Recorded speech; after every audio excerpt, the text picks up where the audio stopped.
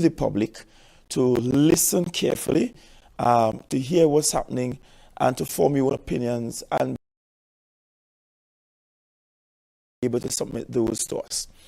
We are also going to change the House rules to allow for questions that will be asked in the House to come from the public. So we are going to introduce e-governance. Well, it was introduced previously. The previous Standing Orders Committee did in fact amend the standing orders to allow, by way of petition, introduction of questions and so on to the House. But we are going to streamline that, have the systems up and running, so any ordinary person in the public can pose a question. Of course, the question will have to meet the rules of the House, consistent with Westminster parliamentary politics, and the presiding officer, as is now the case, will have the ability in law to actually review the questions to ensure that they meet the requirement for the House.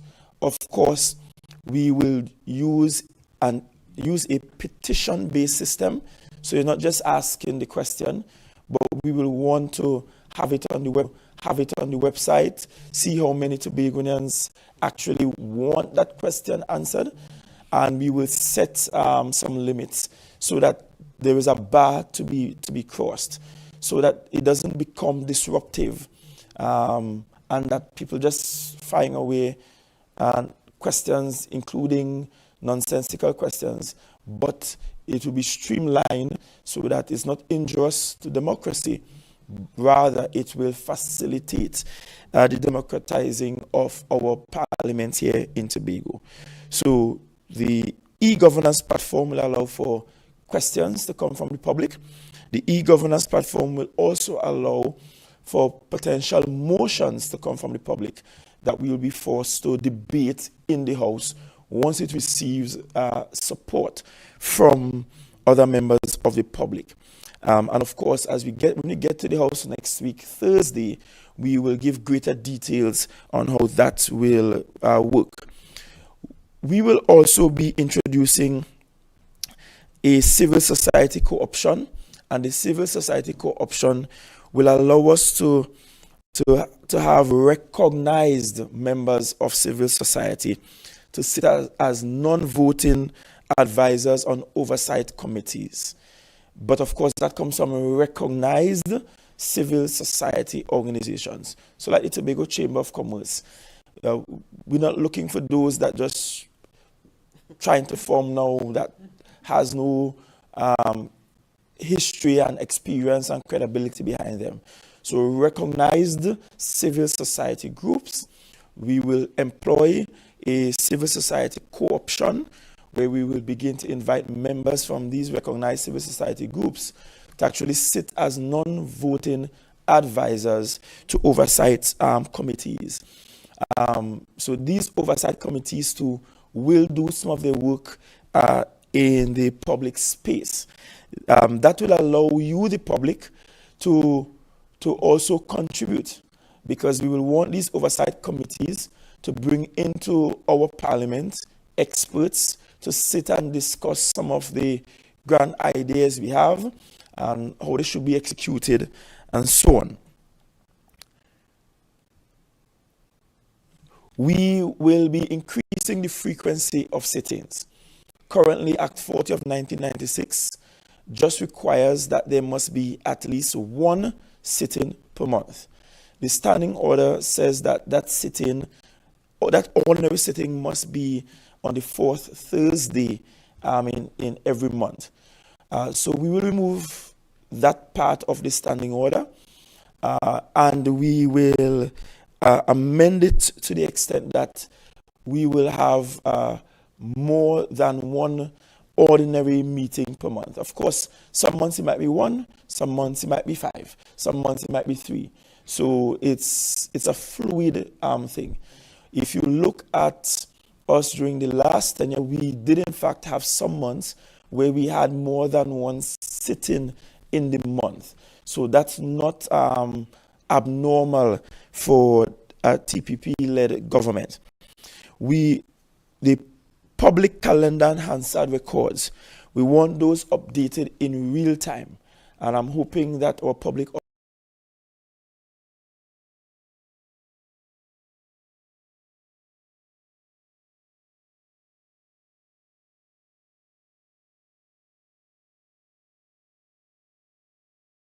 that we will need to get additional staff trained for Hansard records.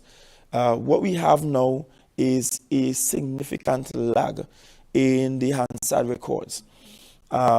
It takes weeks, maybe some months before getting the actual fearing, meaning where they write us and ask us to look over what we have said to ensure is consistent with what we in fact said. And so what we're doing and instructing on immediately is that we acquire the necessary technology, because there is technology for this thing, technology and staff, so the Hansard records can be updated in real time. Parliaments all over the world do it. At the Red House, they have sufficient staff that one house could meet till 2 a.m. in the morning, and the next house can meet at 8 a.m.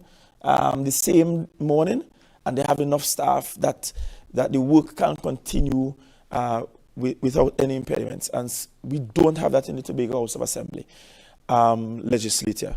And so we need to have that remedied. We need to have that fixed.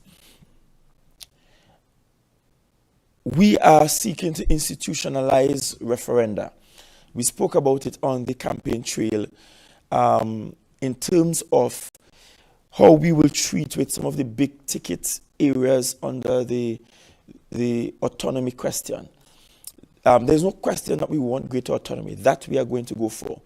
And we promised that as we try to build out the structure and the tenets of our autonomy, that we will ask Tobagonians for their response on some of these areas. We want to go beyond that, the autonomy question, actually, and to institutionalize referenda on major island-wide decisions. Although at present, the law does not recognize referenda as a legitimate way of treating with these issues. We are going to have these non-binding referenda to gauge public opinion. And we will use online platforms to do it, which is the cheapest way, the cheapest method. Online voting platforms in the interim, which is much cheaper than a paper-based system as we used on Monday for voting. And now that we have gone through those, I wish to switch gears a bit. There are some lagging issues that we are setting in place, either a task force or some committees to treat with. The first one, OPR.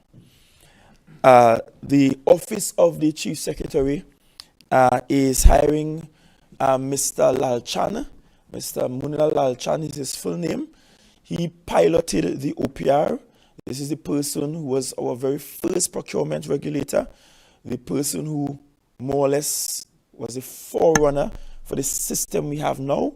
We are engaging him on a short-term basis, short-term employment basis, 3 months in the first instance, and he will lead a team that will create for us the regulations for all procurement under $1 million. The law says that if it's under 1 million, we are allowed to come up with the system, or if we don't do that, we will just have to revert to the general national OPR system. So we'll come up with a system for all of our tendering processes for under $1 million. And that will ensure that we could put some strong measures in there for locality and treat with that. Secondly, I have already instructed the chief administrator that we should get an appropriate external lawyer, and we are going to court for interpretation on the extent to which locality can feature in our tendering process. Some people in the public space are of the opinion that for all our contracts in Tobago, we can be exclusive and we can say only Tobago firms can bid, no other firm can bid. So I have instructed that we go to court for interpretation on the extent to which we can use locality as a feature in our tendering process. Once the court makes that determination, I want to tell you that that becomes essentially the law by way of practice, by way of the court's decree. That will settle the question for all of Tobago and all of our operations. The legal opinions we have been getting suggests that while we can have in the scoring, in the measurement of from these tenders, a score for locality, it cannot be to the extent that it skews the outcome unfavorably to those who are not from this locality. That's the legal opinion of the THA employed attorneys. But I don't want to stop there because it's still being disputed, the questions are still being asked, and we are certainly going to ask the court to give an interpretation. And based on the court's interpretation, that's how we will have to run with this thing. Second to that, we are asking we'll be asking the new division that will come on stream soon of legal affairs and legal and intergovernmental affairs. That one of the things that they will have to do immediately is to provide island-wide training in our community centers on OPR, on what the process is, how you do a good tender, what makes for a good tender, what are the mandatory documents you must have for your tender to even be considered in the first place. What are the steps? What are the processes? Many people think that we are still in the days when you go up by that orange building there in Spring Garden and you go and you beg a man there with an afro to put down your name on the THA system and be listed, and then somehow that means you will get a contract. That no longer exists. I'll give you another measure that just cannot exist. In the past, the THA could have said, look, we will give you a mobilization of 50%. You're a small contractor, you do have the finances in the bank, we'll give you a 50% upfront to allow you to fund the project so we could build your capacity. Now, based on OPR rules, if you cannot show or demonstrate that you have the financials for that project, there's no way you could be given that project. And I want to encourage Tobagonians to go and look and read the judgment on the case brought by Calco against the central government, the former central government. I think the central government then gave a $15 million contract to a smaller firm. The big mighty Calco went to court and said, how you give that firm? That firm does not have the experience like we did. There's no way that firm is supposed to beat us in this tender process. The government could not argue that, well, we just want to get a man a blind. We just want to bill a man. The government lost that case, right? So the government still had to pay Calco and still did not get its project off the ground. So I want you to be mindful of all of these tenants when it comes to OPR. And that's why I said I'm happy this so-called Contractors Association is being formed. We will work with them so that they can work with the firms, the local firms, in ensuring compliance where the law is concerned. And we should be mindful that even if Tobago has legislative powers now, it won't be to the extent that the THA will be able to overturn laws made at the national parliament for all of Trinidad and Tobago. So be mindful of that. A task force is being set up to treat with energy and energy consumption within the Tobago House of Assembly. And we will be asking Ms. Melanie Trim to chair that task force. Their job will be to do an assessment of how we consume electricity and energy generally, and to provide us with some recommendations. Immediately, one of the things the Executive Council will be doing is, by way of policy, to restrict the purchase of vehicles using traditional fuel, diesel in particular. You know what is strange? One time we said we were clean, green, safe and serene. But how could we boast about a clean, green island, and yet our modes of transportation are primarily using unclean sources of energy? And that shows you that sometimes we come up with these beautiful plans, because that was part of the CDP 2.0. Come up with these beautiful plans, but in actual execution, we fail miserably. Because we don't follow through the concept.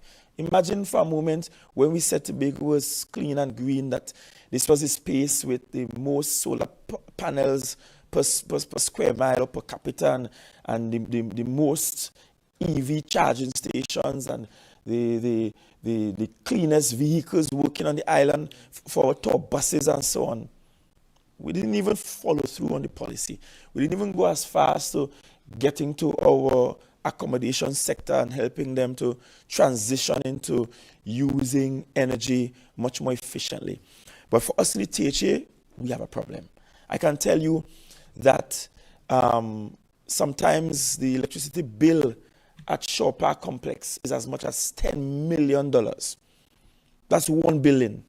You know what you could do with 10 million? That's 1 billion. And you know why it's 10 million? Because we have a building at Shaw Park that the air conditioning cannot be taken off, because once it's off, we end up with molding issues. It's a massive building, so it has to remain chilled around the clock.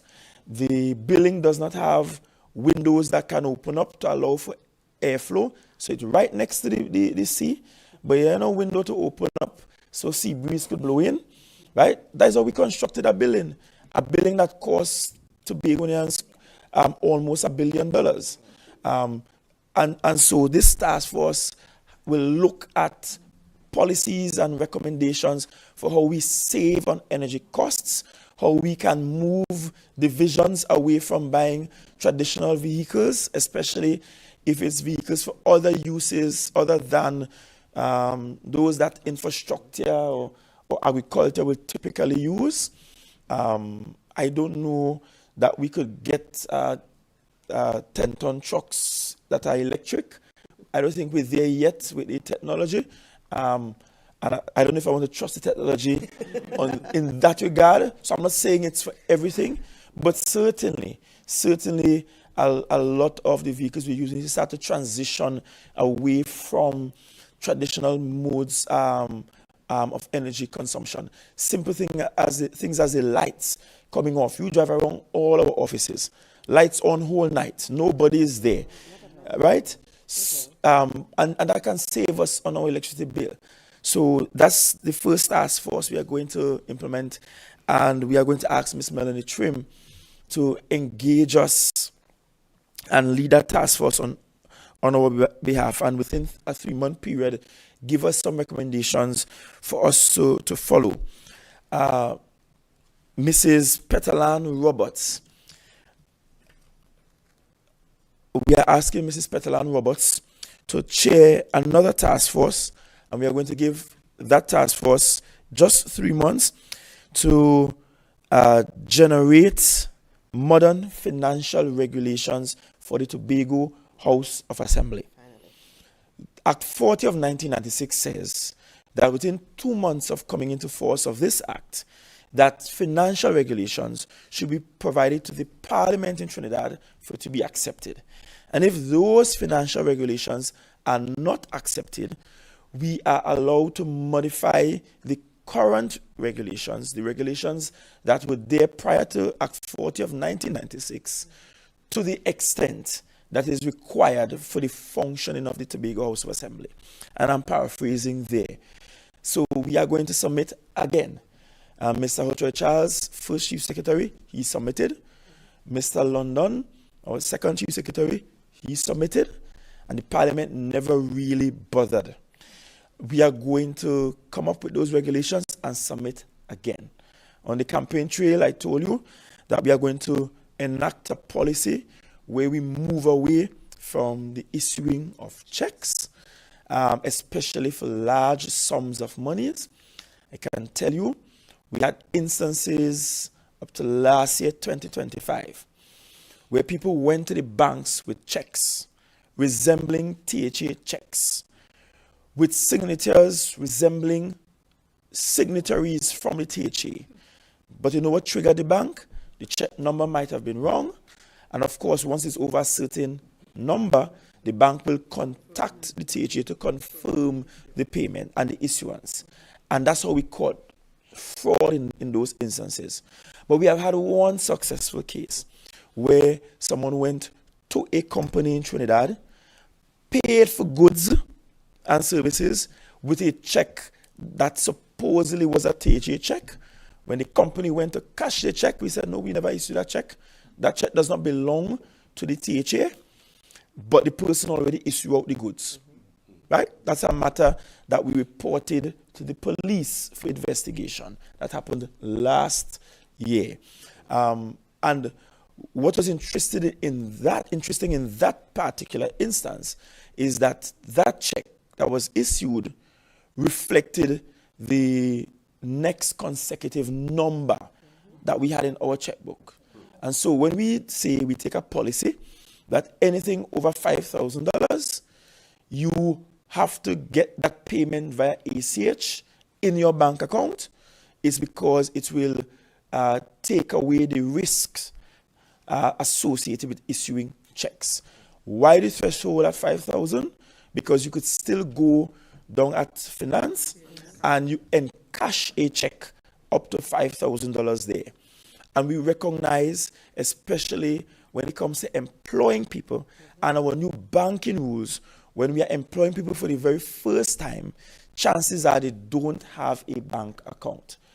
A lot of our young people, especially those engaged in the 10-on 10-off program, came into the system without having a bank account.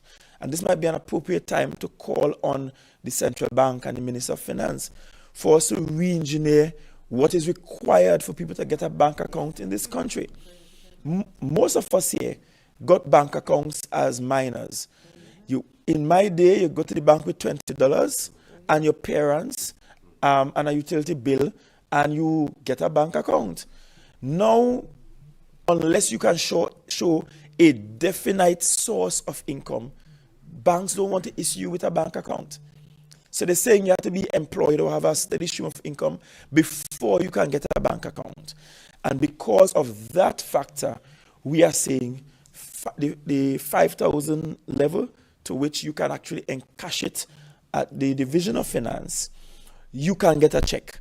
But anything above that threshold, we want to move away from paper-based payment systems where that is concerned. And the reason for the regulations is also so that we can begin to introduce digital accounting, digital systems. You see, a lot of what we do that is manual-based is not codified in any law. It's just practice. It's just tradition. That does not mean we have to keep doing it. And this administration will not keep for doctrine the laws of public servants and public officers. We'll keep the laws of the country, full stop. Tradition means nothing in that regard. If it's not a law, then we can change it. And we can change it for greater efficiency. We cannot continue governing the way we have always governed and expect different results and expect greater efficiency. Also of note is that within this first quarter, we will also launch the strategic development pathway. And let me pause there for a bit. We took time within our first term in office to develop what is called a strategic development pathway. Previously, Tobago had the Comprehensive Economic Development Plan 1.0 and 2.0. It's or for short CDP 1.2 and 2.0. Those, the CDP 2.0 expired somewhere 2017. in 2017, and we have not had as an island another strategic development plan or framework. The strategic development plan, or the strategic development pathway, as we call it, is a framework that will take the island to 2045. And how we want to develop this island. We have been talking to you about developing the greatest city island on the planet. And so we did in fact pull together a team that included economists and social planners and so on. We did internal consultations, meaning that we met with departments all around the THA. We met with workers, with administrators, and we talked you through. We brought in civil society. We looked at different elements. We came up with a strategic development pathway. We are going to launch it in this first quarter, and that will come with a website done so that you can see it, you can read it, you can create your checklist, you can look at what we are able to develop, and you can look at where we want to be able to head to the direction. We can look at what Tobago will look like, feel like by 2045. The reason for launching it is so that you, the external clients of the THA, you, the wider public, can now be part of the process. So we did the internal clients of the THA, that's our workers. Now we want to go beyond our workers to the external clients, to you, the public, to be part and parcel of the strategic development pathway. And that your thoughts, your consideration will be noted and become part of the development model. The blueprint for Tobago that we launched on New Year's Day will now become government policy, and that blueprint was done in a way that it fits into the strategic development pathway. So we did not just come up with ideas. We didn't just pull things from a hat. We were very strategic in what we place in the blueprint for Tobago for what we want to see up until 2030, so that the next 4 years are essentially the beginning of our execution of the strategic development pathway. And we will want all departments, all divisions, all THA companies to take a read of it when it is launched on the website, and that you are part of the execution of it. I know that as a society, reading is a dying habit and art, but we have to get back to it. What we will also do with this strategic development pathway is that through the comms people here at the Office of the Chief Secretary, we will break it down into bite sizes, into small sizes, using graphics, using videos, so that it's not too onerous on you, not too difficult on you to read it. I know people are busy. I know people have 2 and 3 jobs. I know people have children. I know people have lives.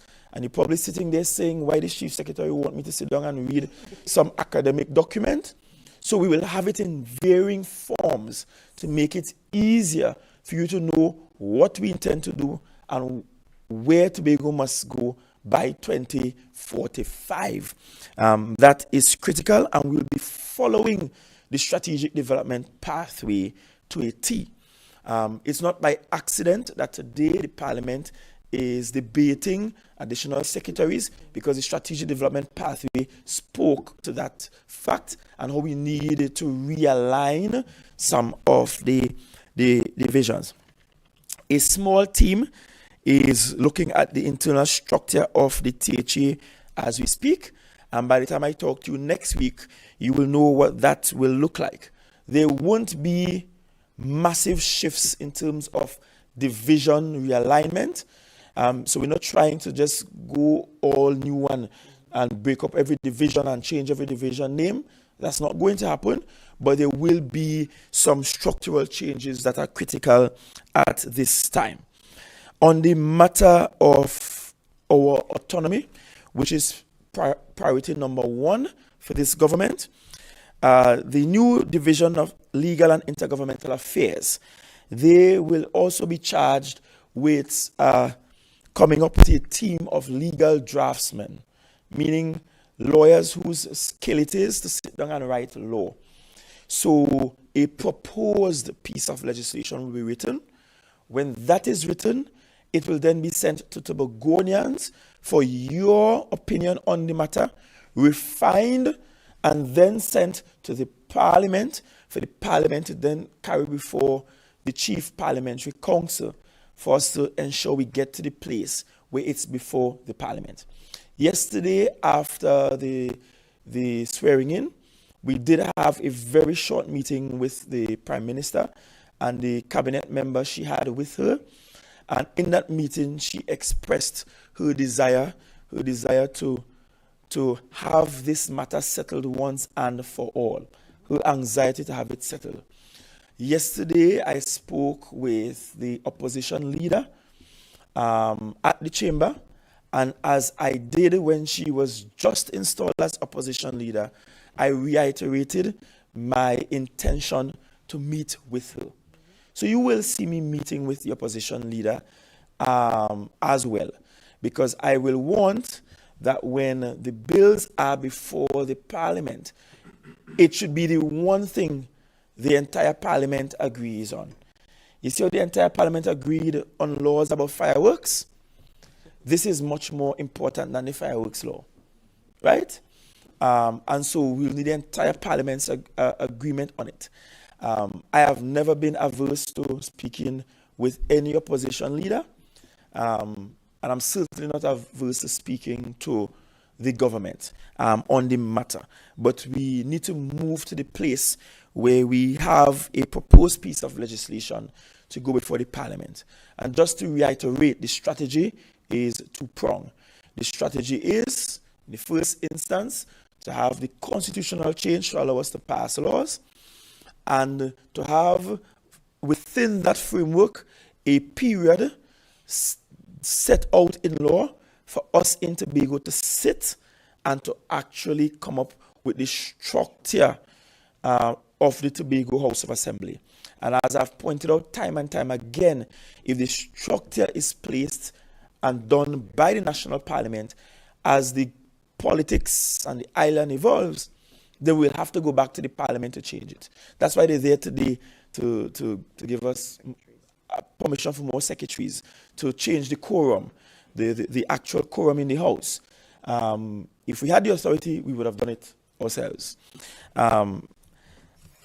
About the matter with the additional secretaries, in the proposed bill that the former government had, they were proposing to not put a number, to just allow the chief secretary to pick as needed, as he believes that's needed.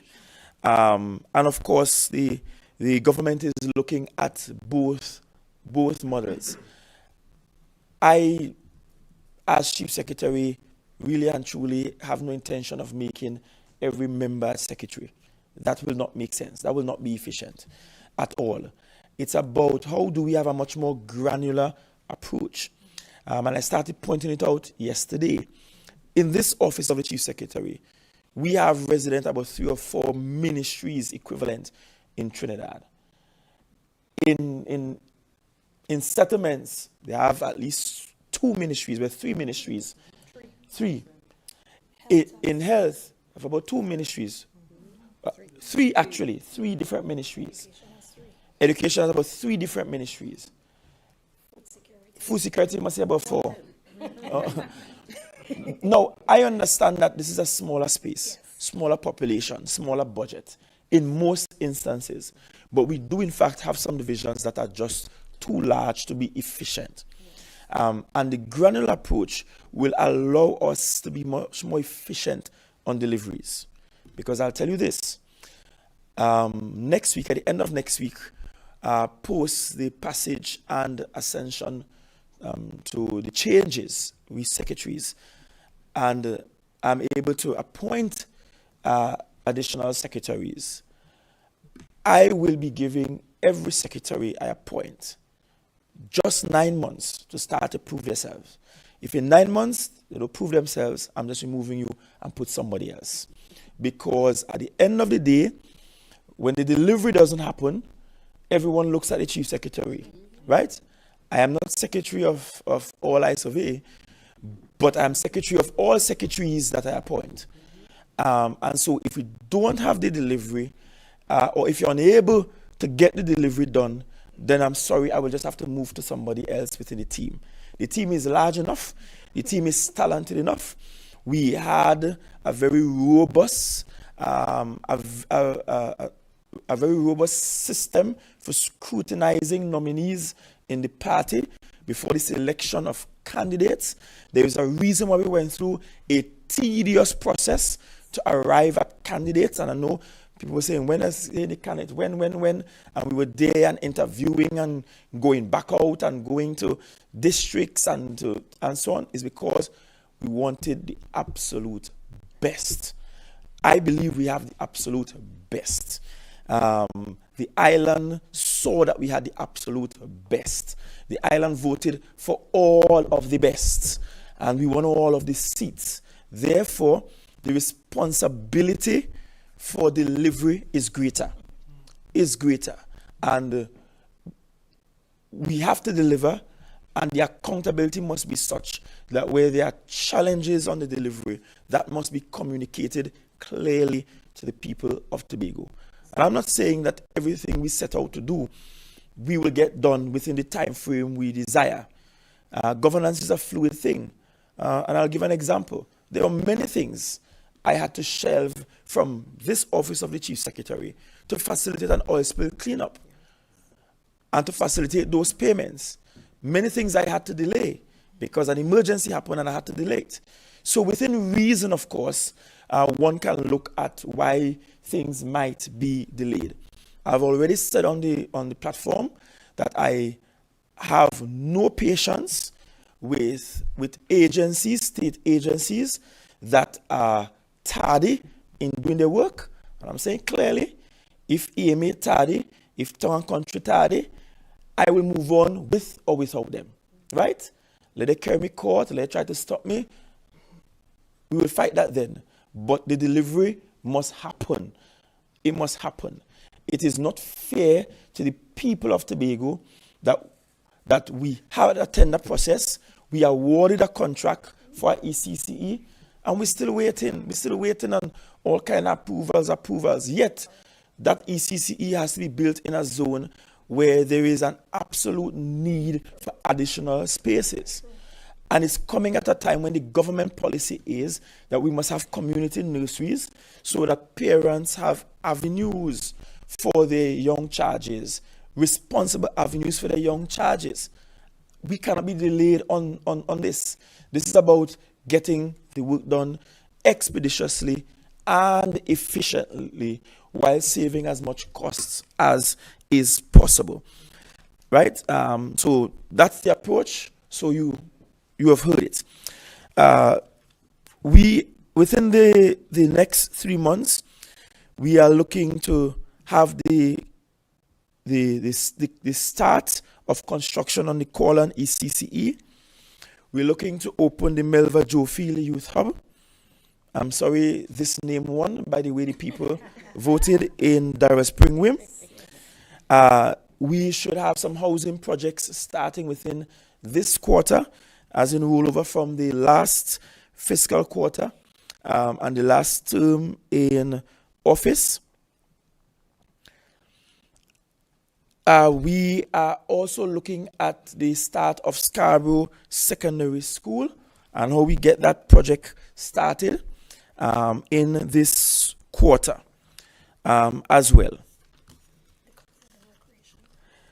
We also have on the list, thank you for reminding me, Arab, that the recreation ground in the Culloden area, where the THA purchased some 140 something acres of real estate, that the first activity there will be a recreation ground for the people in that Golden Lane area that have been clamoring for one for many years. That piece of land also comes with approvals already for resorts and villas and tourism development. So we are also looking at that and going out for RFPs, requests for proposals, to see how we can strategically bring the right investor into that space, which will in turn create employment for the communities in that area, employment outside of the Tobago House of Assembly. If we look back not so far in the past to 2024, a significant number of our criminal activities were happening in that area, to the extent that we had to shut down the community center in Golden Lane and create a temporary police station and put police officers there to sleep there, and they're still there sleeping to keep that community in check.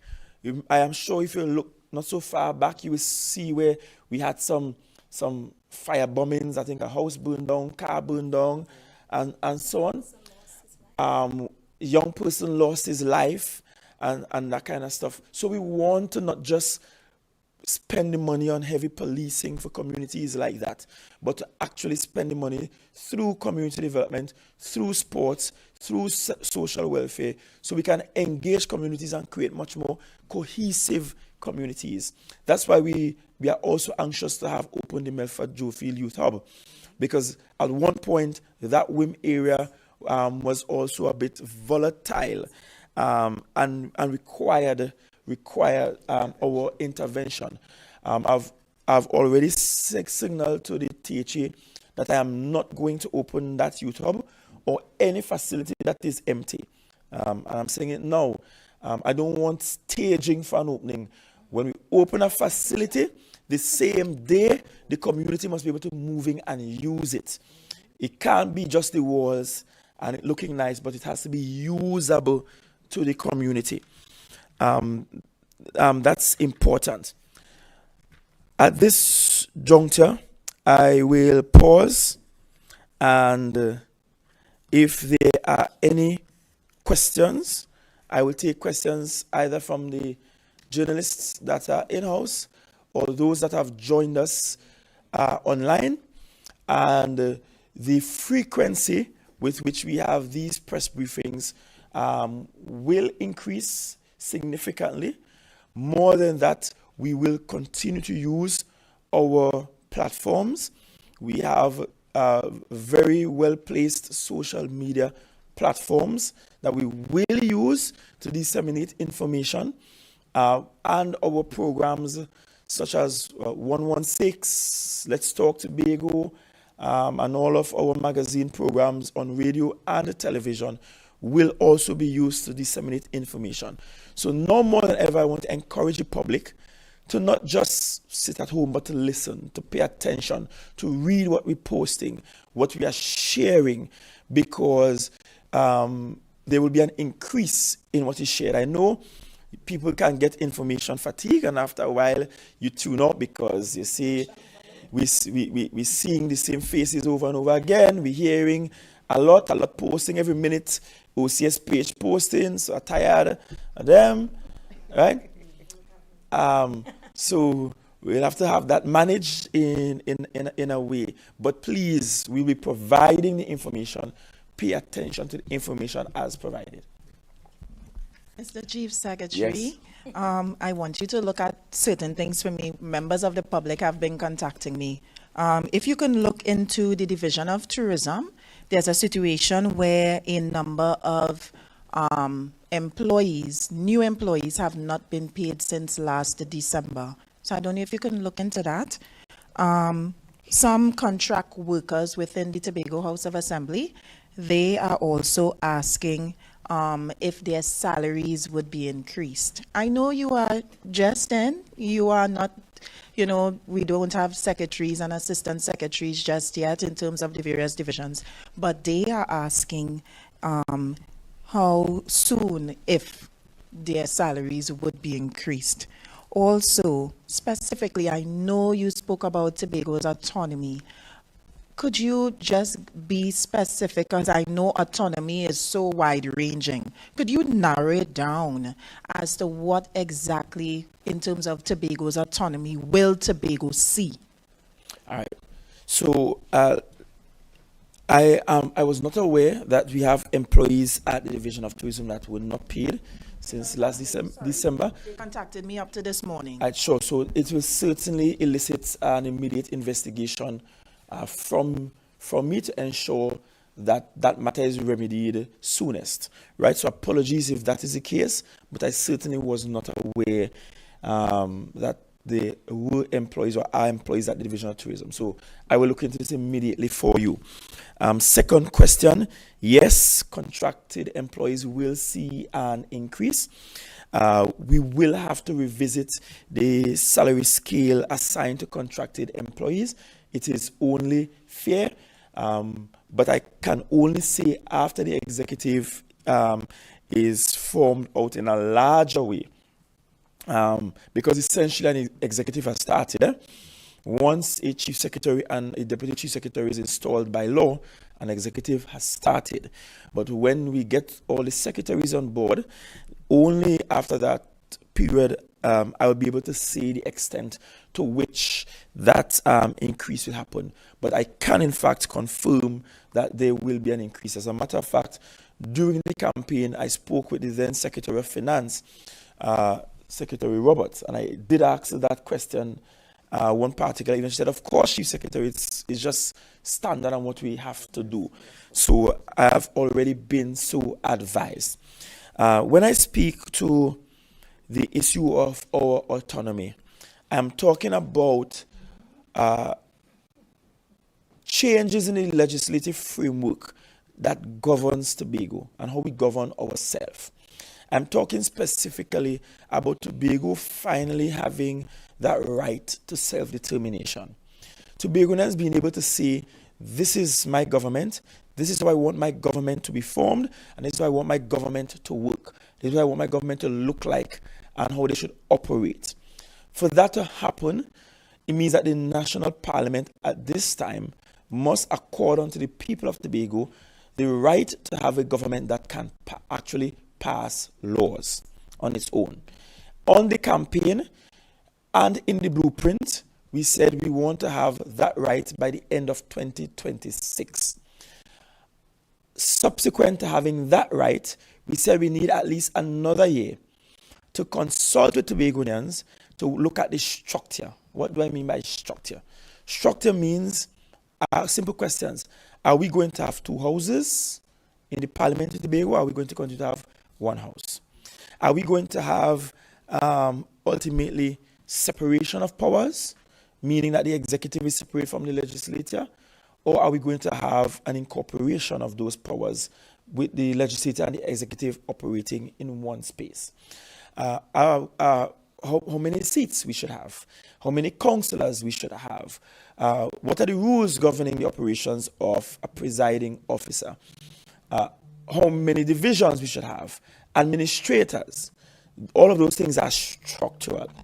And we feel as though, and we feel strongly, that we should not put those structures in the national parliament, because it means, or in the constitution even, because it means that every time we have to make a change, we'll have to go back to Trinidad to make the change.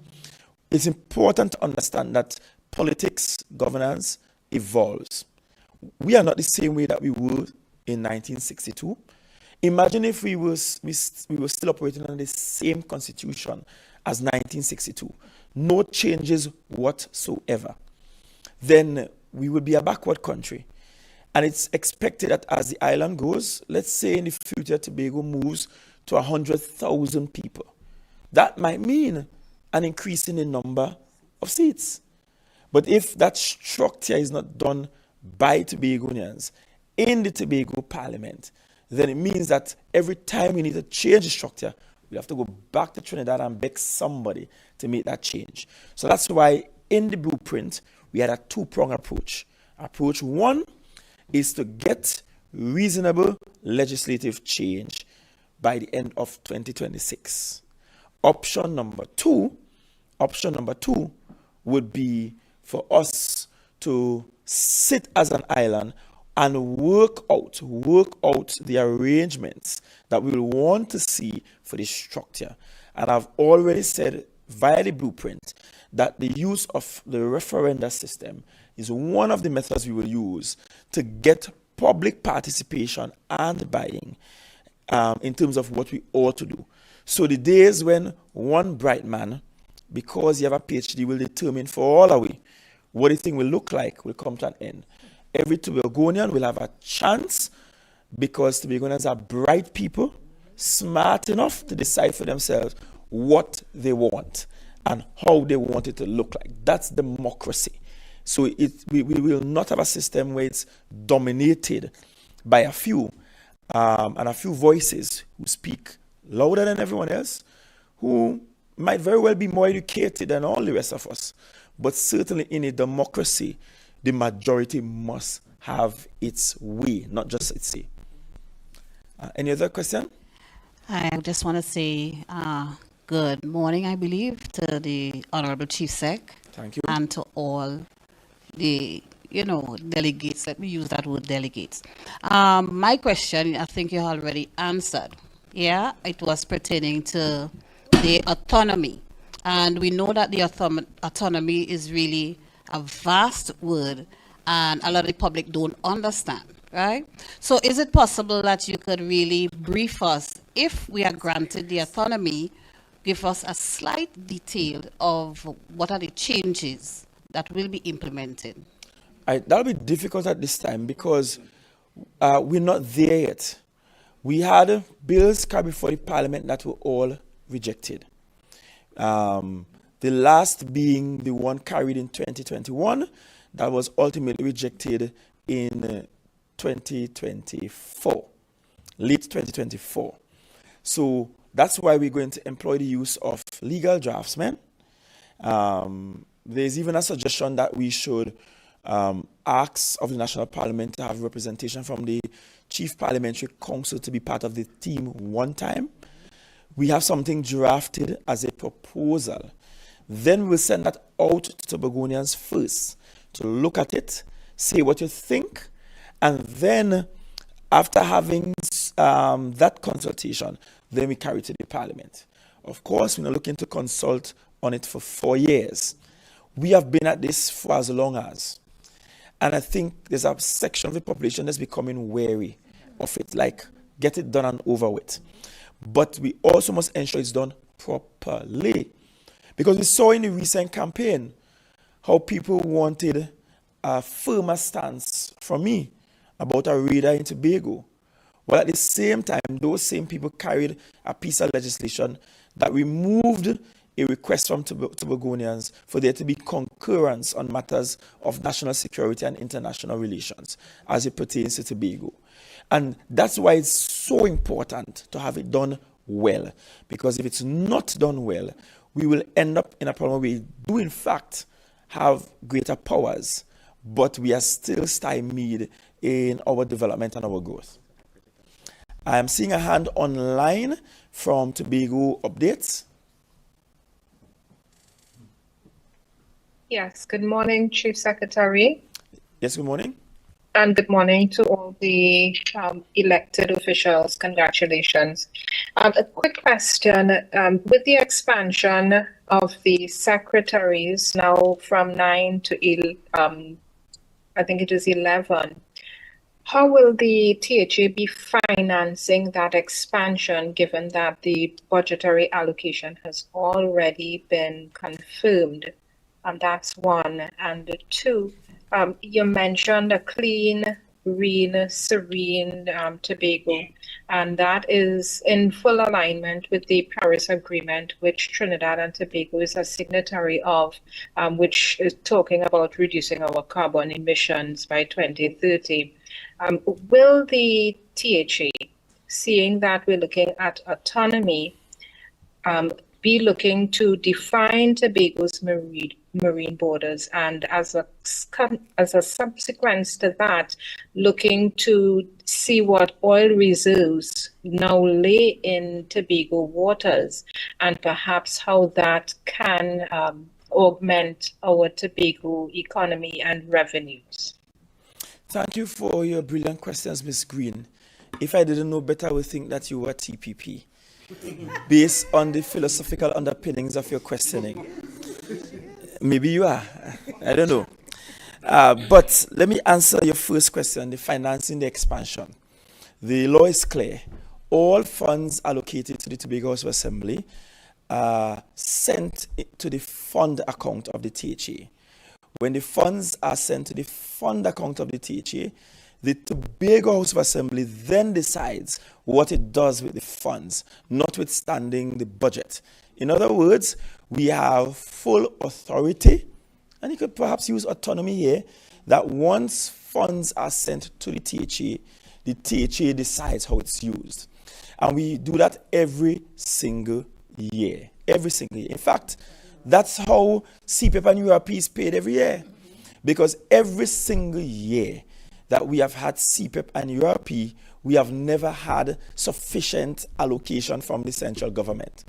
And every single year, what we do is stake monies, reprioritize it, and ensure the payments are made.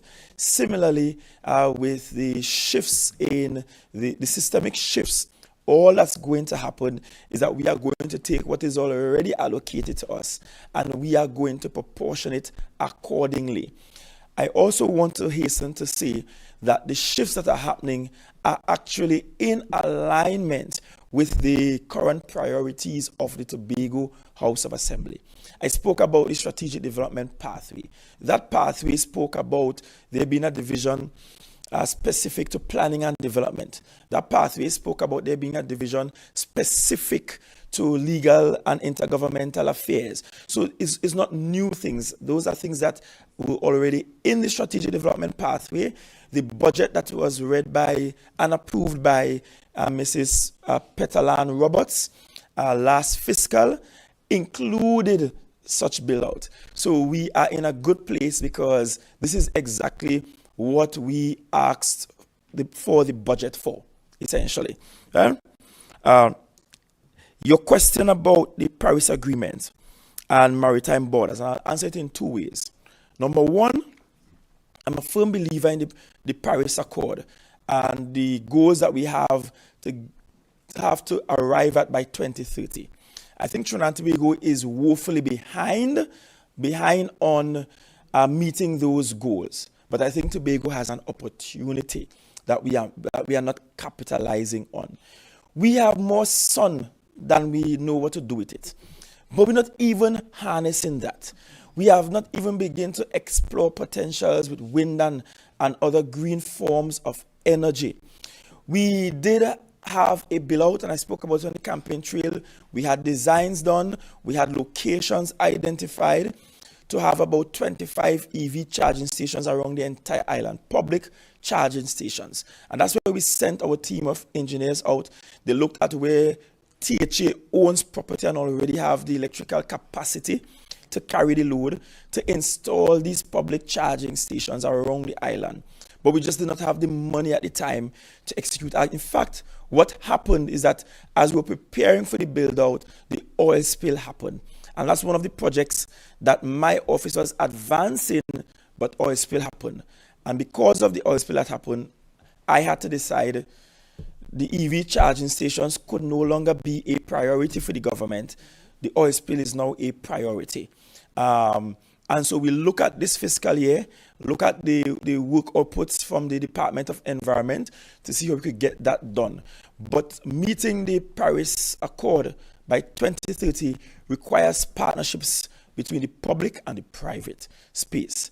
It's not enough for what we want to do in the government sector. We are doing it because we want to lead by example. We are doing it because I want Mrs. Petalan Roberts to have to release less money to pay public utilities, particularly electricity. Because I could tell you, I don't know if THA does this in Trinidad, but THA does send us disconnection notices too. Right? So when Shortpath bill gets to 10 million and it's not being paid, they send disconnection notices. We have to rush to pay some and enter into agreement to pay off the rest. That cannot be the most efficient way. And there's no reason why 1 billion should have a bill that mounts up to $10 million. That is too high. That's 10 million. You know how much people could employ with that? You know how much work we could do with that money? And so it's also a cost-saving mechanism for the Tobago House of Assembly. And I'm not just saying these things idly. I'm saying these things because I want public officers to know these are firm instructions. There is no Farley 2.0, but I want to be clear. I want to be clear. In instances, and I said it on the night of the victory, I have seen instances where they are clear, where they are simple, where they are lawful instructions that are just left to languish, not executed. And I have no more patience for that. Let me be clear. I have no more patience for that. Where it is lawful, where it is clear, and where it is a definitive instruction, it has to be carried out. Because at the end of the day, no one has to account to the public for the lack of delivery but us. And it is not fair that we have to account for things and then we go through all the planning process. We're ready to execute. Monies are even released to divisions for execution and then nothing happens. The executive is actually not by law an executing agency. We are a policy-making element of the governance, of the government. The executing arm of the government relies on our large body of public officers. So we are depending on you. We are working with you. There's a reason why we have all of these lovely end-of-year activities and we try to motivate you and so on, because we love you. And we want to work with you and we want you to work with us. But we want you to appreciate that it's not just the people you vote for that have a responsibility to the people. You do too. And that when you don't execute, then somebody suffers. And I'll give an example. We created a policy to help our students in Jamaica post Hurricane Melissa. Executive Council note done. Request release done. Money is released, and I'm being called in Christmas to say, well, we ain't getting money yet. Document on somebody's desk because they had a question for so long. And I'm saying, but the poor children there needed the money and they couldn't get it. And the question didn't even require us to go back to exec. The question was answered and the money started being released within 24 hours thereafter. So what was happening for all the weeks before? That cannot be how we operate. It can't be how we operate. And in this season, as I said, there's no Farley 2.0, but there's everything, there's a season. And in this season, I'll be very much prepared to call public officers out by name. And say the document on so by so desk, they had it for X amount of time and they did nothing. I'm prepared to do that because my patience run out. More than that, we have building out now of the website. We already have it at tourism, where we will have a team monitoring all of our critical projects and where they are along the project pipeline, which officers are working on them, what's delayed, etc., etc. That way we will get efficiency in the delivery. We have to get to that place. And let me tell you, it's not to make Farley look good, eh? It's not to make Farley look good. Farley will look good regardless. Regardless, I will take a bath, I will smell nice, and I will dress nicely, and I'll take a haircut. I will look good regardless. So it's not to make Farley look good. Don't think you're doing Farley a favor. It's not Farley at all. It's about the people of Tobago that requires the service, that requires the response. It hurts. It hurts when somebody roof blow off and all they need is 2 galvanized. But procurement can't procure 2 galvanized for 3-4 months. And we're trying to pay a rent for that person. And then the rent is now delayed or late because procurement says if you have to pay rent and we have to rent the place for the person, then there's a whole another procurement process that is triggered. It is not fair to the people of Tobago. And what I realize every single day, and it was even more apparent earlier this week when I attended a funeral, I think that was sometime on Wednesday morning, that we are so connected. I went to a funeral across at, what do you call it? in Bethany.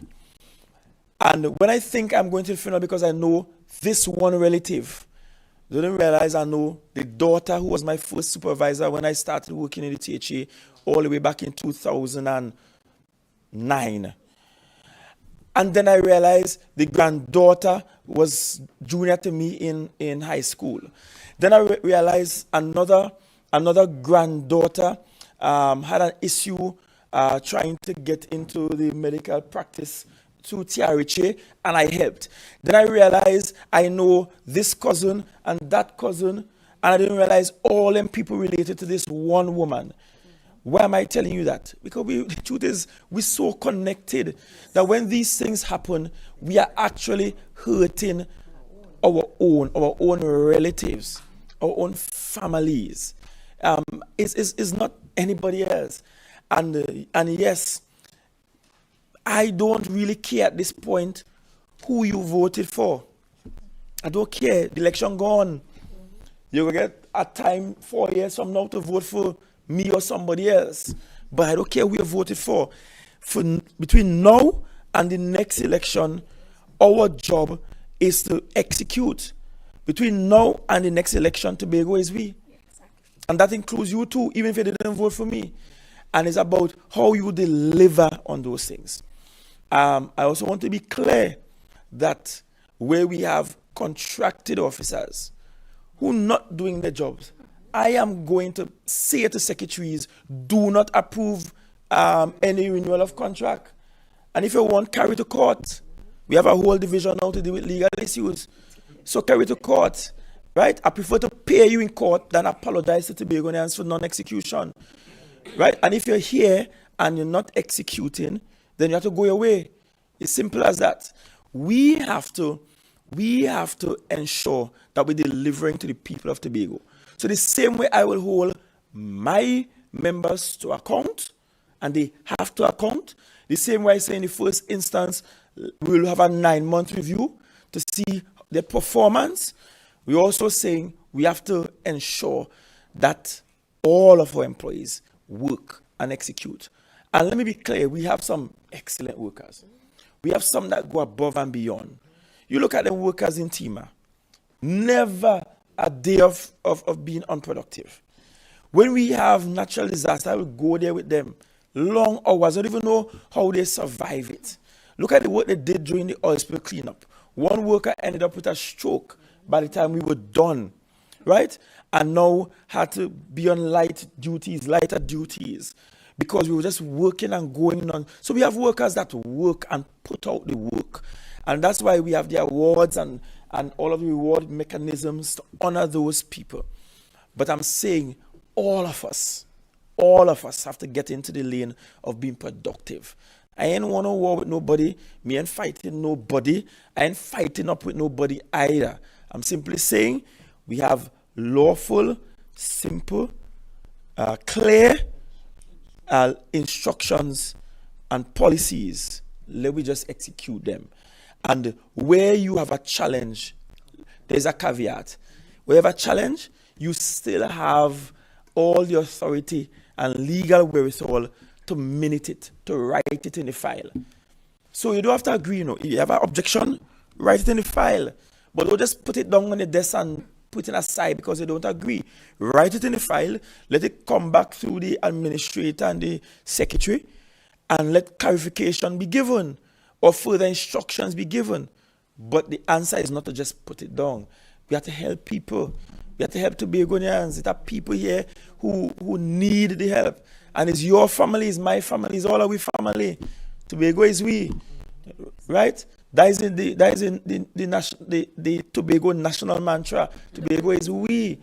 And because Tobago is we have to get on board and try to get the activity of work going. Because at the end of the day, Tobagonians that suffer when we don't get it. And finally, our maritime borders. That's the reason why I rejected the last and proposed bill. Because you can't tell me that I am sitting here in a consultation with an oil company that's drilling, testing wells 14 to 15 miles from my shore, closer to me than Trinidad. And I don't have a say. not a token approach, not just a say, but I have a real say in what happens in my maritime space. I must not have to ask anybody in Trinidad for permission to build a jetty.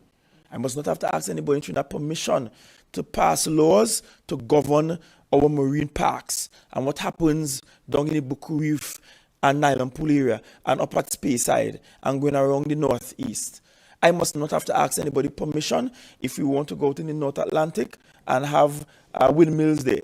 In other words, Tobagonians must have authority, not just by definition, but by legal coverage and legitimate action over our maritime space as well.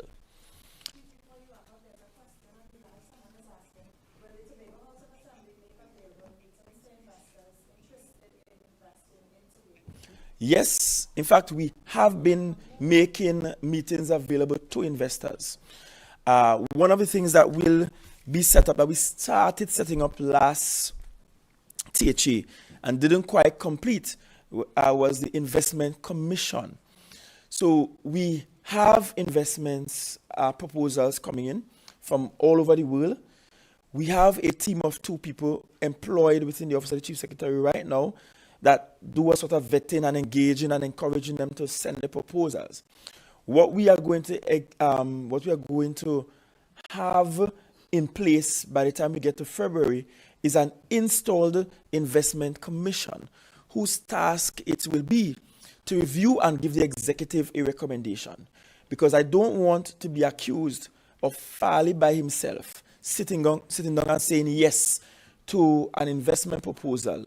I will want the benefit of experts who will look at it, look at impact for Tobago, look at costs, look at how we can benefit from it, and before I say yes or no, and before I even carry to the executive to make a final determination. So the answer is yes. I have in fact met with very many number of such investors coming for meetings, and let me hasten to say that I or a member of this team meeting with a potential investor does not mean something wrong is happening. It means that something trying to happen in the dead of night. It is what investors do. People with real money to spend, they're not coming to sit down on a block to ask for an investment opportunity. They are coming and knocking on the doors of the Chief Secretary. Somebody who wants to come here and spend 100 million US, 500 million US, not coming and sit down on a block to talk to anybody. They will want to talk to the head of government to see whether there is a receptive government. So I want to be clear. Meeting with these people does not mean anything corrupt is happening. And that's why an investment commission will be installed soonest that will review these proposals. The meetings we have essentially will be just formality and to introduce them to our system and the expectations and to look at what government policies, to review what the blueprint is, ensure that whatever they are pitching is in alignment with Tobago's goals and visions and the strategic development pathway. But ultimately, an investment commission will make a recommendation and then the executive council will decide yes or no. But we do need investments. We do need critically foreign direct investments. We need people with capital to come and use the capital in Tobago. Look around the region, and I hear it all the time from people. The same Tobagonian who will say, I don't want these people in my space, in my place, right? They travel all over the region, and then they come back and say, when I went to Barbados, I see this. When I went to St. Vincent, I see this. When I went to St. Martin, I see that. Look how much cruise ships it have in the port. But they know St. Kitts Nevis just signed up with Disney to Dover, the port in the major cruise port. It's not St. Kitts Nevis people money and government doing that because they understand those things are costly and the government can't afford it. So you have to engage private people with private money to make the investment here. At the end of the day, these private people, you feel Disney could pack up the port in a suitcase and or pack it up on a cruise ship and go back to Orlando, Florida with it? They can't. You feel a hotel could pack up the land in a suitcase, put it in a grip and carry it on B and fly out to London? He can't. It stays right there. And the good thing is that if the investment fails, it's not Tobago people money that fail. It's their money that fail. And just move on to the next and the next. But we have to engage private investors to invest in this space. A lot of what is required may not be required by the government per se. Think about it for a minute. We have more community centers than we know what to do with them. We have so much playing field, so much lighted, grounds that are lit, that they just lights on whole night, right? Nobody there but lights on. We have swimming pools. We have beach sport arena. We have more health centers per capita than anywhere else.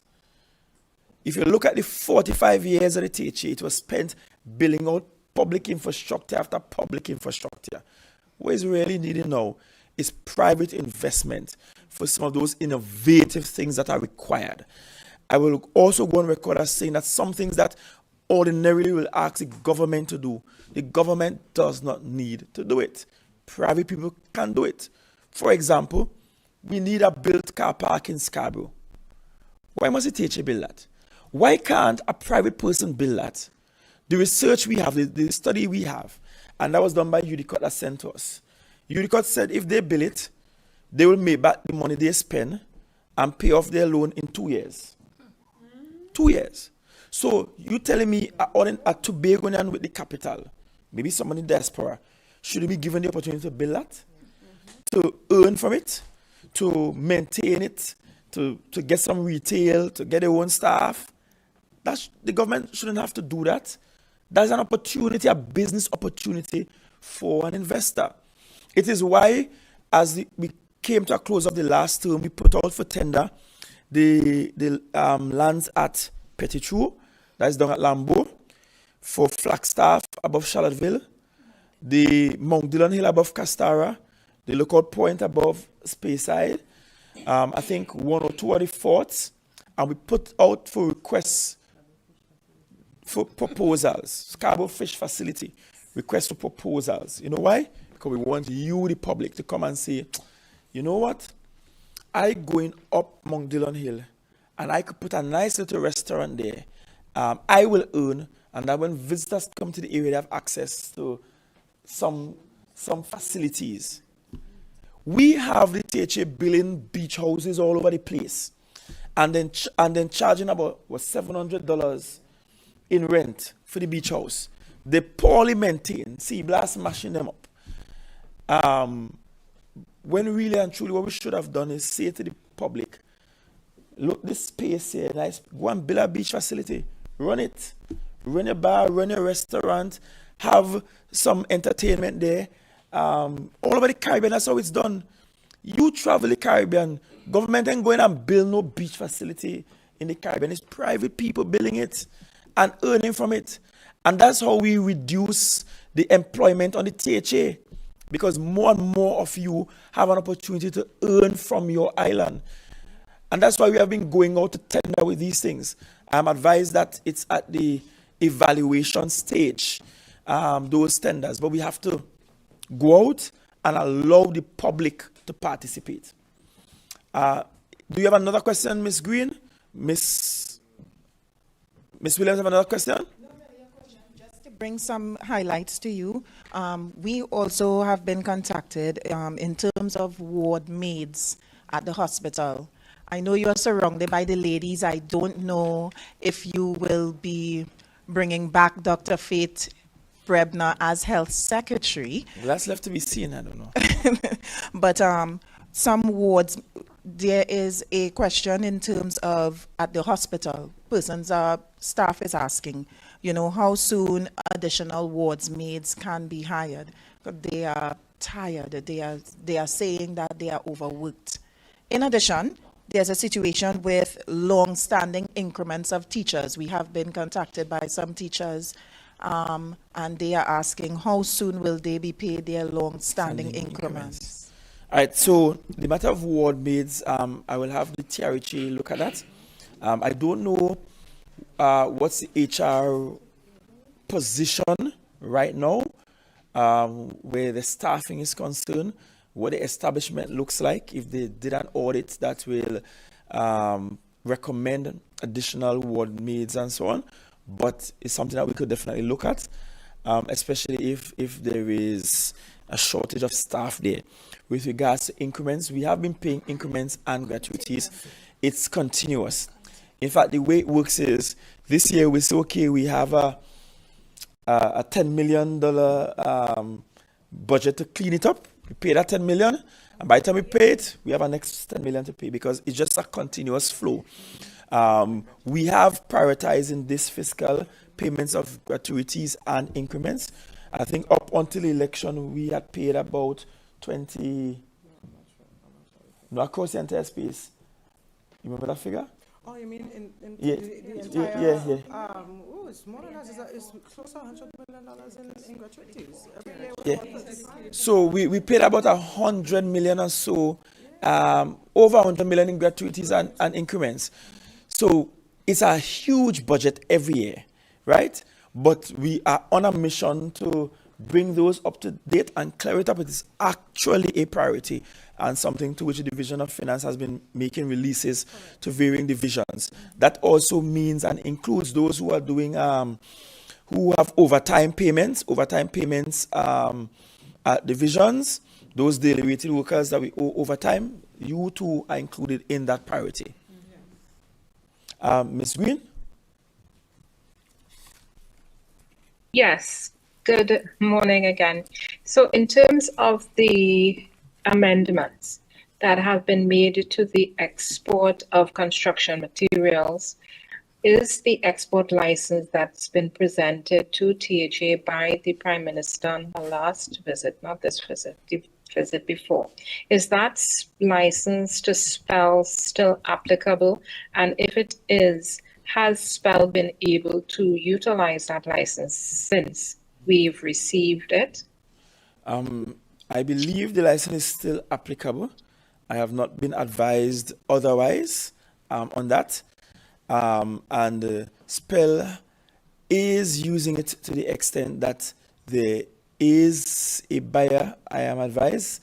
There is an approved buyer in Guyana, and they're making preparations to do their first shipment out as we speak. So that is an active situation. I want to thank you all very much. Or just one more thing that I forgot to mention, which is and I'll segue into closing on this. The Tobago House of Assembly is a body corporate. That's what the law says. A body corporate means that we operate as a company with a personality. It means that we can be sued and we can sue. It means that we can take legal actions as an individual or as a corporation. It means that anything levied against us is not levied against the central government. That's what being a body corporate by the law means.